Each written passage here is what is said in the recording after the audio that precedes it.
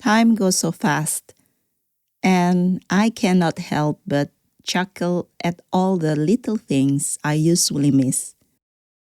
It's been a wild ride for me, facing my fear of getting all worked up. Sometimes I have had to deal with some stuff that's really made me checking my ego at the door and unlearn some old habits. Life is a roller coaster, and it's all part of growing up, right? Well, let's get real for a second. Keeping that ego in check, not exactly a walk in the park. It's like that clingy friend who's always tagging along, trying to call the shots, especially when things get a bit difficult.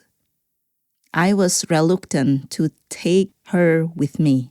Is there any way to get her on board? Telling her to learn and give her the slip. When she listens, it's like a huge weight off my shoulders.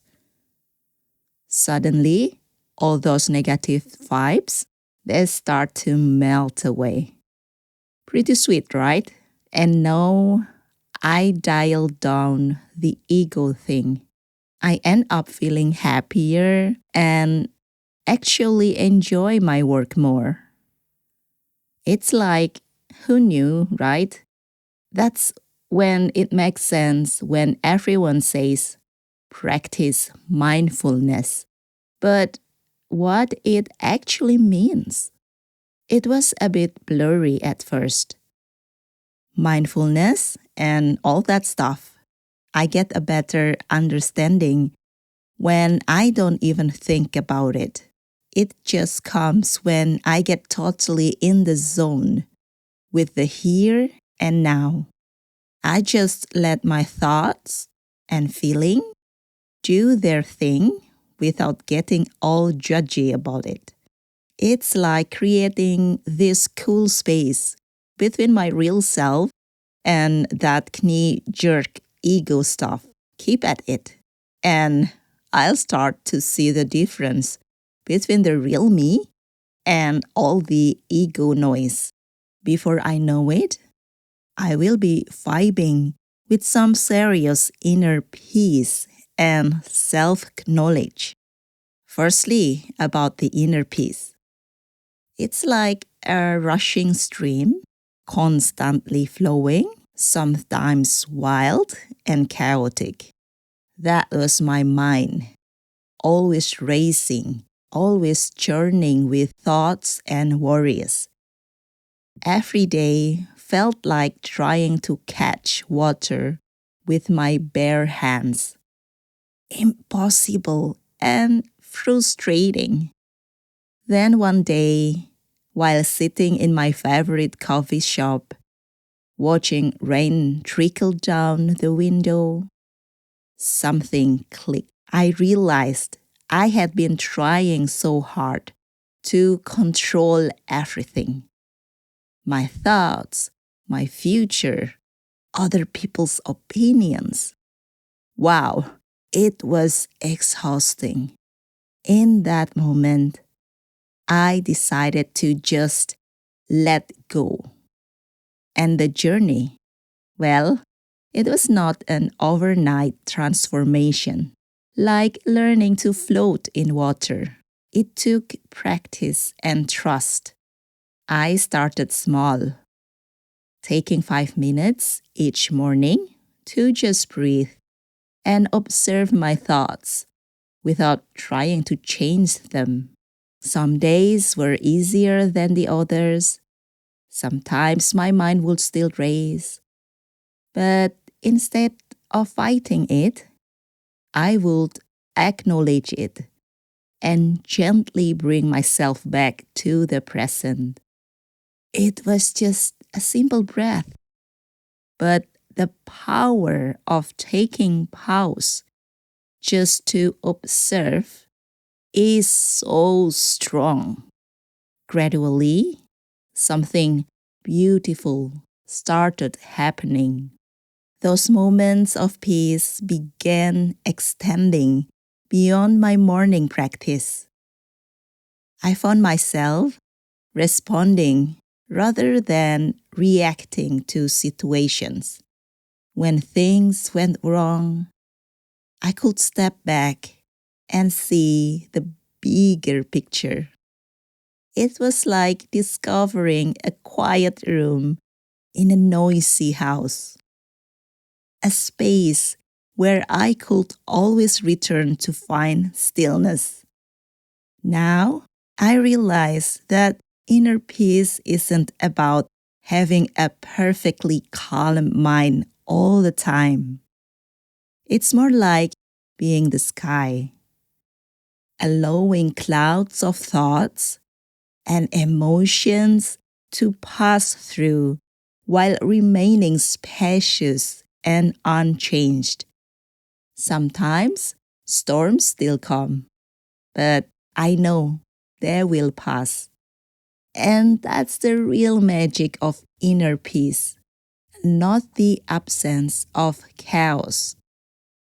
Now, I realize that inner peace is not about having a perfectly calm mind all the time.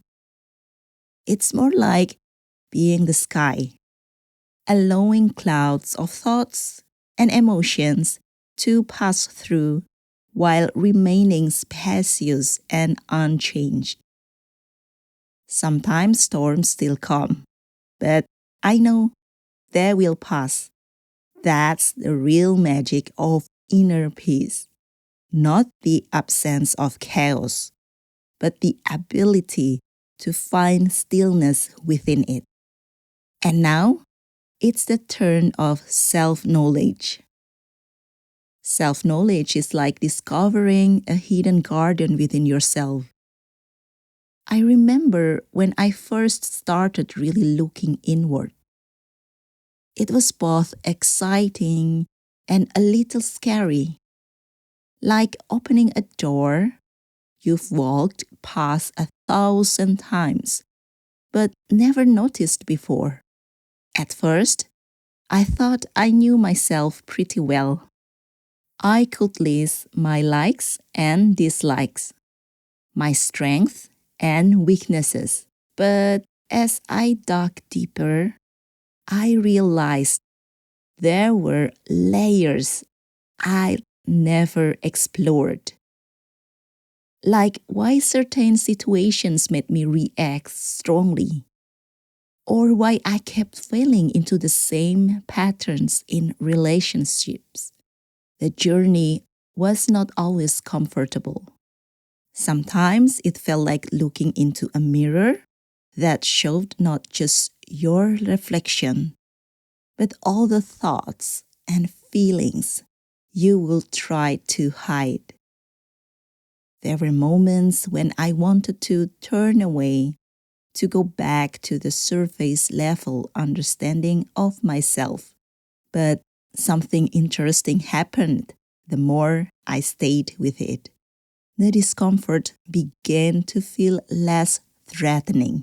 I started to see my quirks and imperfections not as flaws to fix, but as pieces of a complex puzzle that made me uniquely me. It was like finally reading the user manual for my own mind and heart. The real breakthrough came when I realized that self-knowledge is not a destination. It's an ongoing conversation with yourself. Every day brings new insights, new questions, new understanding. Sometimes it's through quiet reflection, sometimes through challenging experiences, and often through the mirrors that other people hold up to us. Now, when I look back at who I was before this journey, I feel a gentle compassion, not because that person was wrong or lacking, but because I was at the beginning of a beautiful adventure of self discovery. And the best part? The adventure never really ends. It continues to evolve as I am growing.